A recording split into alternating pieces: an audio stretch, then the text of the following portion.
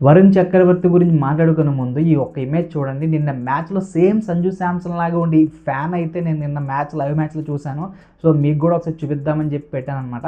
And coming back to Varun Chakravarthy. నిన్న వరుణ్ చక్రవర్తితో పాటు ఇంకొక నలుగురు స్పిన్నర్లు బౌలింగ్ చేసి 2 వికెట్స్ తీసుకున్నారు. పెర్ ఓవర్ ఓన్లీ 10 రన్స్ మాత్రమే కన్సిడర్ చేశారనమాట. కానీ వరుణ్ చక్రవర్తి ఎందుకంత ఎక్స్‌పెన్సివ్ అయిపోయాడు. బ్యాటింగ్ వికెట్టే ఆల్మోస్ట్ స్పిన్నర్ సపోర్ట్ లేదు. కానీ రిమైనింగ్ స్పిన్నర్స్ ఏదైతే 2 వికెట్స్ పిక్ చేసుకున్నారో వరుణ్ చక్రవర్తి మాత్రం 1 వికెట్ పిక్ చేసుకున్నాడు జాస్ బట్లర్ అట్లర్ది. బట్ మిగతా బ్యాట్స్మెన్స్ అందరూ కూడా చాలా గట్టిగా వరుణ్ చక్రవర్తిని టార్గెట్ చేసి మ్యాచ్‌ని వాళ్ళ వైపు తిప్పుకునే ప్రయత్నం చేశారు. కానీ వరుణ్ చక్రవర్తి చేంజ్ చేసుకోవాల్సిన అవసరం పరిస్థితి ఆ సిచ్యువేషన్ ఏంటి అనేది ఒకసారి మాట్లాడుకుందాం మనం. వరుణ్ చక్రవర్తి ఏంటంటే క్లియర్‌గా ఒక మీడియం పేస్ బౌలర్ నుంచి ఒక మిస్టరీ స్పిన్నర్‌గా చేంజ్ అయ్యాడు. ఎప్పుడైతే ఇలాంటి బ్యాటింగ్ వికెట్స్‌లో వరుణ్ చక్రవర్తిని టార్గెట్ చేసి కొడుతున్నారో ఆ టైంలో వరుణ్ చక్రవర్తి బౌలింగ్ పేస్ ఇంకా ఇంక్రీజ్ చేస్తూ ఫ్లాట్‌గా వేయడానికి ట్రై చేస్తున్నాడో వాళ్ళకి క్లియర్‌గా అర్థమైపోతుంది. వరుణ్ చక్రవర్తిని టార్గెట్ చేస్తే ఎలా కొట్టాలి అనేది.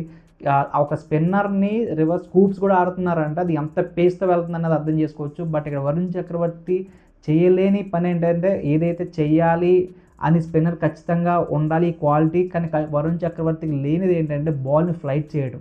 ఏదైతే బాల్‌ని ఫ్లైట్ చేసి నిన్న మనం ఆదిల్ రషీద్ ఏసిన, సూర్యకుమార్ యాదవ్‌కి ఏసిన ఒక బాల్ చూసాం. మంచిగా ఫ్లైట్ చేశారు కానీ బాల్ బ్యాట్ మీదకి రాకుండా చాలా స్లోగా ఫ్లైట్ చేసుకొని సూర్యకుమార్ యాదవ్ వేసిన బాల్ క్లియర్‌గా స్టంప్ ఔట్ అయ్యాడు. కొంచెం టర్న్ కూడా దొరికింది. ఎప్పుడైతే ఫ్లైట్ అవుతుందో ఆ బాల్ టర్న్ కూడా అవుతది.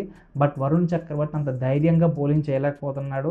ఖచ్చితంగా వరుణ్ చక్రవర్తి క్వాలిటీ ఇంప్రూవ్ చేసుకుంటే మనకు ఫైనల్ మ్యాచ్‌లో చాలా యూజ్‌ఫుల్ అయ్యే ఛాన్సెస్ ఉంటాయి. ఎందుకంటే మనం చూసాం ఫిన్ అలన్ 33 బాల్స్ 100 కొట్టాడు. టైమ్ సేఫర్ట్ కూడా చాలా మంచి బ్యాటింగ్ చేస్తున్నాడు. గ్లెన్ ఫిలిప్స్, ఎండ్లో మిచెల్ శాంట్నర్, మెక్కాంచి వీళ్ళందరూ చాలా మంచి ఫామ్‌లో ఉన్నారు. అలాంటి ఫామ్‌లో ఉన్న బ్యాట్స్‌మెన్స్‌కి బౌలర్ మాత్రం ఇలా చేస్తే ఖచ్చితంగా ఫైనల్‌కి మనకు చాలా థ్రెట్ ఉంటది. వరుణ్ చక్రవర్తి కొంచెం ఫ్లైట్ చేసుకొని బాల్‌ని గనక బ్యాట్ మీద డిప్ చేయగలిగితే వాళ్ళు ఈవెన్ సింగిల్స్‌తో వెళ్తారు. గట్టిగా కొడితే టాపర్ చేసి క్యాచ్ అయ్యే ఛాన్సెస్ చాలా ఎక్కువ ఉంటాయి.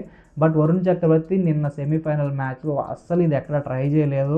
సిక్స్‌లు కొడుతున్న ప్రతిసారి పేస్ ఇంక్రీజ్ చేసుకుంటూ వెళ్ళిపోయాడు గానీ ఒక మీడియం పేస్ బౌలర్ లాగా ఒక స్పిన్నర్‌లా బిహేవ్ చేసి ఒక ప్రెషర్ పెట్టి బాల్‌ని ఫ్లైట్ చేసి టర్న్ అఫ్‌కోర్స్ నిన్న మ్యాచ్ పిచ్‌లో టర్న్ లేదు. బట్ మిగతా స్పిన్నర్స్ ఏదైతే ట్రై చేశారో స్లో చేయడం, లెంత్ వేరియేషన్ చేయడం నేను అన్ని బాల్స్‌లో కూడా స్లాట్‌లోనే పడ్డాయి. వరుణ్ చక్రవర్తి ఏదో మీడియం పేస్ బౌలర్ వచ్చి స్లాట్స్‌లో వేస్తున్నట్టు స్లాట్స్‌లో వేసుకుంటూ వచ్చాడు కానీ ఎక్కడ కూడా ట్రై చేయలేదు. బాల్‌ని ఫ్లైట్ చేసి ఏవేదో బ్యాట్స్‌మెన్ వేద్దామని గానీ, లేదంటే బాల్ ఫీల్డ్ తగ్గట్టుగా వేద్దాం అనుకున్నాడు గానీ, ఒక ఫీల్డ్‌ని ఇటు పెడుతూ అటు కొట్టడం. అటు నుంచి మళ్ళీ పైకి పెట్టుకుంటూ ఈ గ్యాప్‌లో కొట్టడం జరిగింది. అంటే నేను అంత క్లియర్‌గా ప్రిడిక్ట్ అయిపోయాడు వరుణ్ చక్రవర్తి.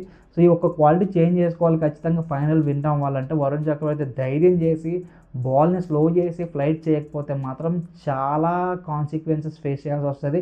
ఫైనల్ దాకా వచ్చి మ్యాచ్ చేజార్చుకుంటూ ఒక్క బౌలర్ వల్ల ఎందుకంటే నా ఒక్క బౌలరే చాలా మ్యాటర్ అయ్యాడు. 64 రన్స్ 4 ఓవర్స్‌లో అంటే నార్మల్ ఇష్యూ కాదది. మిగతా స్పిన్నర్స్ అందరూ 4 ఓవర్స్‌కి 40 రన్స్ అని 2 వికెట్స్ పిక్ చేసుకున్నారు. వరుణ్ చక్రవర్తి కూడా ఒక వికెట్ వచ్చింది. కానీ అది సరిపోదు. 40-64 రన్స్ అంటే చాలా డిఫరెన్స్. నిన్న 8 రన్స్ తేడాతో మ్యాచ్ ఓడిపోయాం మనం. సో, దాంతో చూసుకుంటే వరుణ్ చక్రవర్తి చాలా ఎక్స్‌పెన్సివ్‌గా తయారవుతున్నాడు. అలా కాకుండా కొంచెం కంట్రోల్ చేసుకొని బాల్‌ని ధైర్యంగా ఫ్లైట్ చేయగలిగితే మంచి వేరియేషన్స్‌తో బౌలింగ్ చేయగలిగితే మనకి ఇండియా ఫైనల్ విన్ అయ్యే ఛాన్సెస్ కొంచెం ఎక్కువగా ఉంటాయి న్యూజిలాండ్ కంటే. సో, మీరేమంటారు? ఈ వరుణ్ చక్రవర్తి అనాలిసిస్‌ని మీరు అగ్రీ చేస్తారా లేదా? కింద కామెంట్ చేయండి.